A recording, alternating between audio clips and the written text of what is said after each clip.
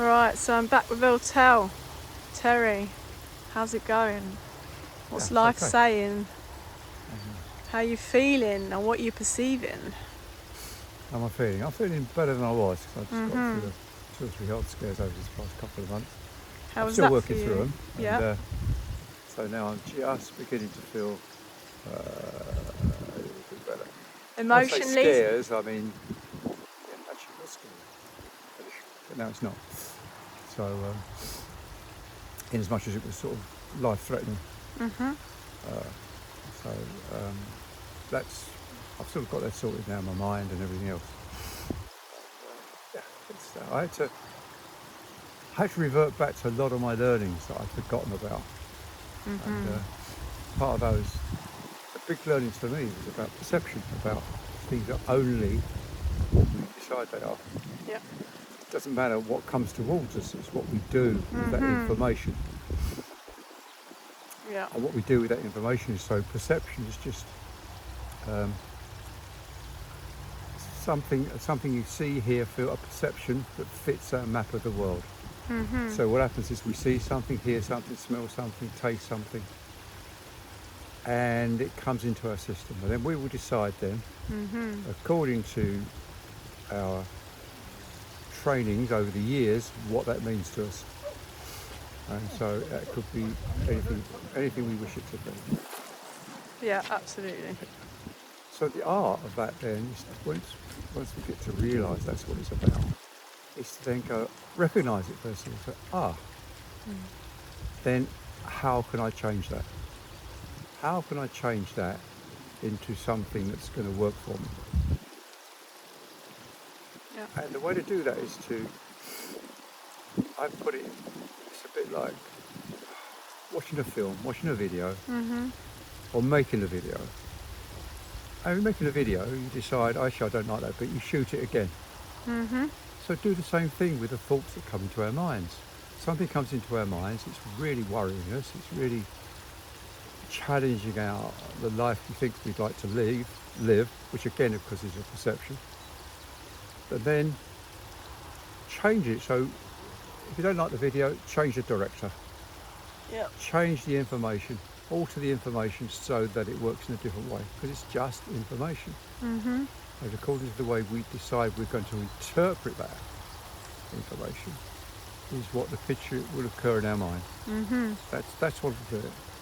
I hear you. So as soon as we can get to grips with that, changing that perception of what life is. So how do you do that? Now I've been out for 12 years now, and I've still haven't quite got there. Do we ever? I'm getting nearer. Yeah, I have times when I actually get through it. Yeah. And in fact, every day I change my perception of what's going on. Absolutely. I do it on a daily basis. But every now and again, something will get through. Yeah. Something will just get in there and go, oh, really? Fucking bastard. Yes. You know? And then I have to really work on it. I'll tell you the last one I had, I was talking about a scare. I've had so many tests this past couple of months. And one of them was a bone scan. Yeah. All the other tests I had, my heart, just every single part of me has been tested. And the bone scan was the worst one. It is not the scan, but waiting for the results. Okay. Because I didn't want to get cancer in the bones.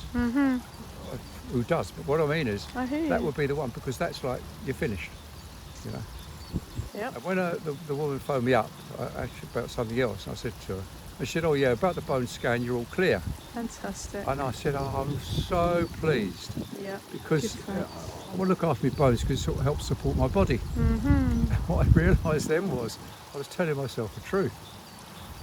The reason that I was so worried about that bone scan was I didn't want to become crippled.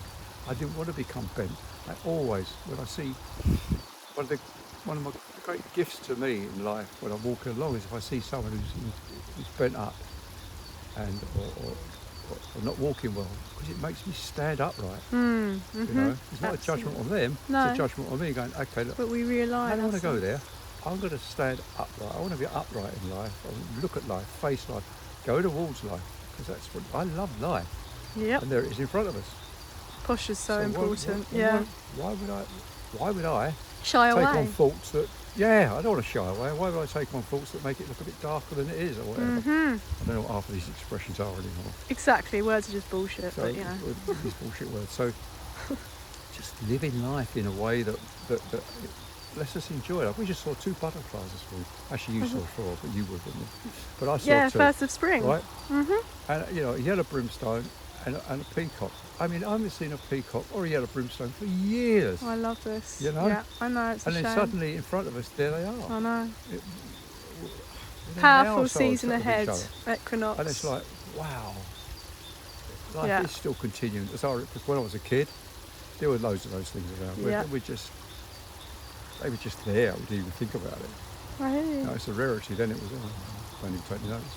Yeah. And so, May I ask you a question? Yeah. So you talked about, obviously it was a physical threat that you've just been moving through physically, and you've been dealing with the emotions around that. Like, how do you feel physically, emotionally, spiritually? Like, how has it affected you? You're picking up tools and practices that maybe you put aside, like, I don't know, Qigong, or you were listening to sound frequencies. We talked about that earlier. How spiritually, like, how is your soul moving through this experience of a physical hindrance? Yeah, I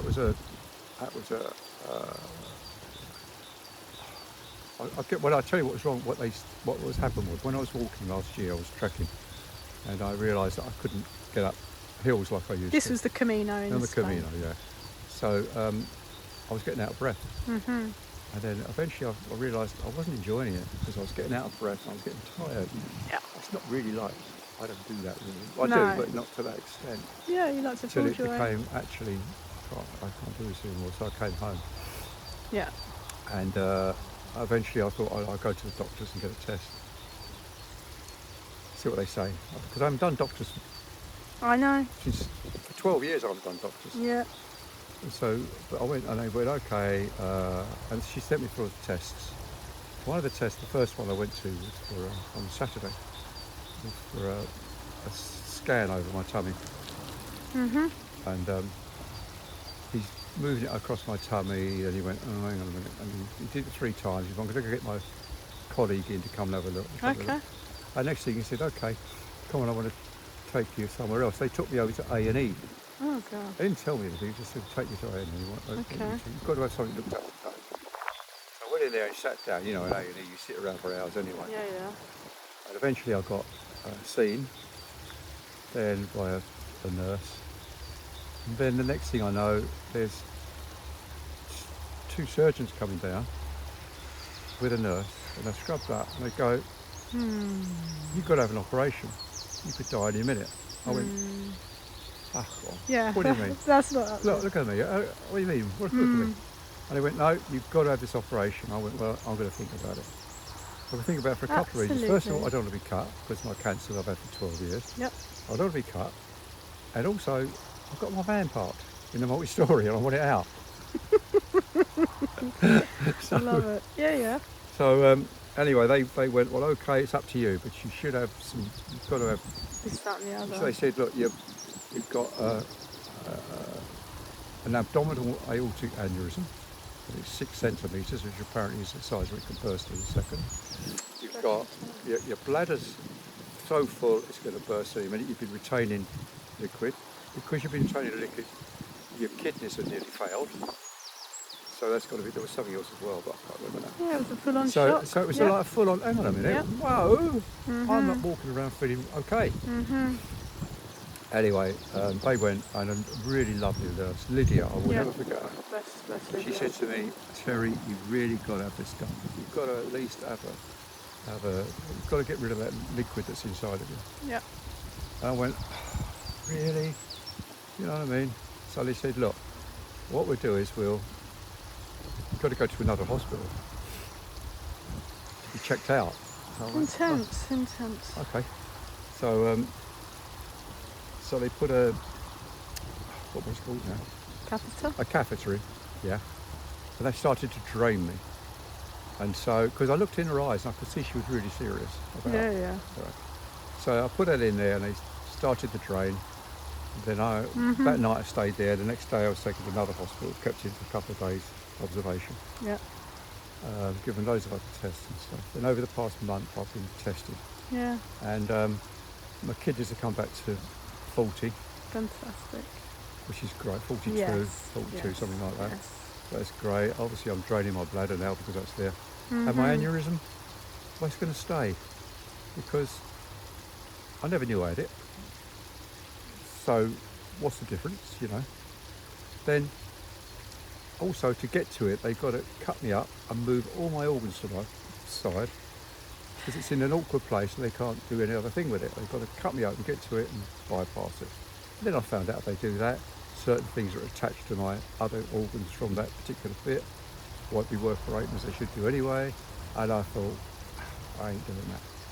So, but I've had a thing called a TERPS done, which will eventually hopefully help me pee. Yeah. Another couple of weeks, I'll go back.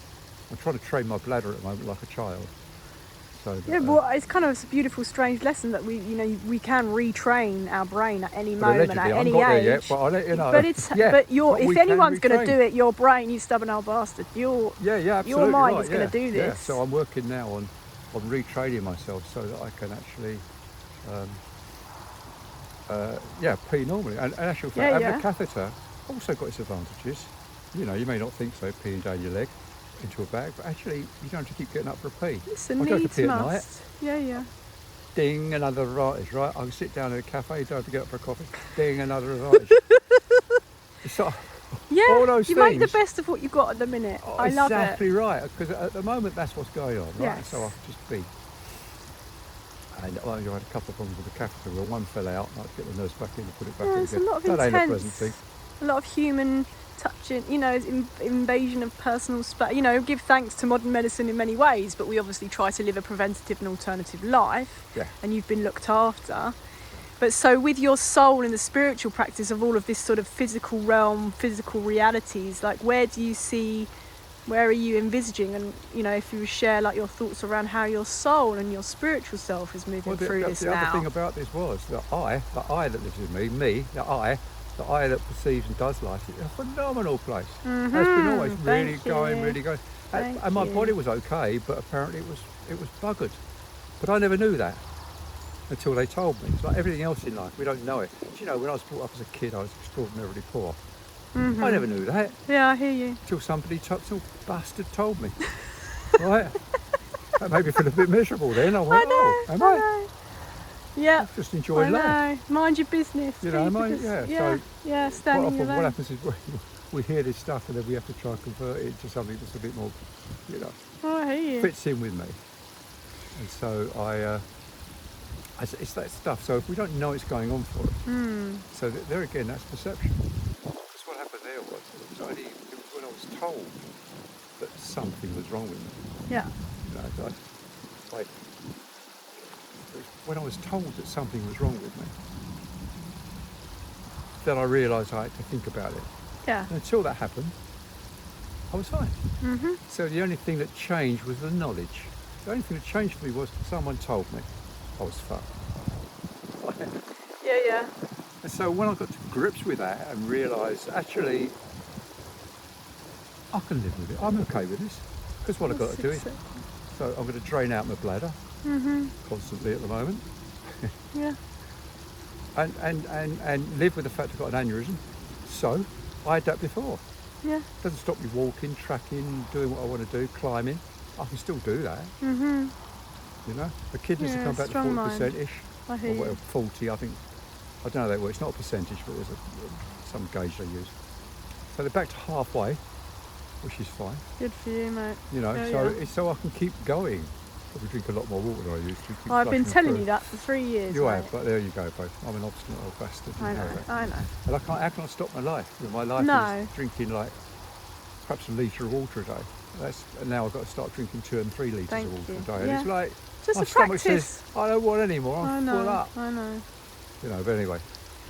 So get And over that. Yeah, and having moved through all of that, obviously it's good to listen to these little niggles. You knew you needed a test, and we have the places that exist to help us, but moving beyond that now and into the new strange weird future we're moving into, are there any messages for the people and any sort of like last reflections on what you've just been through? it's Or to just, take into I the just future. come back to that thing about perceiving what life is. You know, we got our 5 main senses, which Yeah. is what makes life for us, right? So those 5 main senses pick up on information, Yep. and then we put it into. When I was a kid, believe it or not, I'm so fucking ancient. You are a time lord. There was yeah. these new things out called computers that was just coming That's about, crazy. right? Yeah. And but there was a saying there. There was a really great saying on computers. A computer can never make a mistake. Shit in, shit out. In other words, the only way a computer will make a mistake is the operator or the person who programmed it. It can't do anything else, and it can't because it's a mathematical Exactly. thing, isn't it? Yes, it's So therefore, whatever goes in comes out. So according to what we were told something meant from our programming, that's what we would turn it into. Shit in, shit out. universal law. This, yeah. And it's such a great saying. Yeah. And we don't hear it anymore because computers are so sophisticated now. And everyone's PC, so they wouldn't really be saying shit in, shit out. But yeah. Yes, it's true. Oh yeah. But The and PC mob. so that's for me. That's great. Yeah. Want to change your life?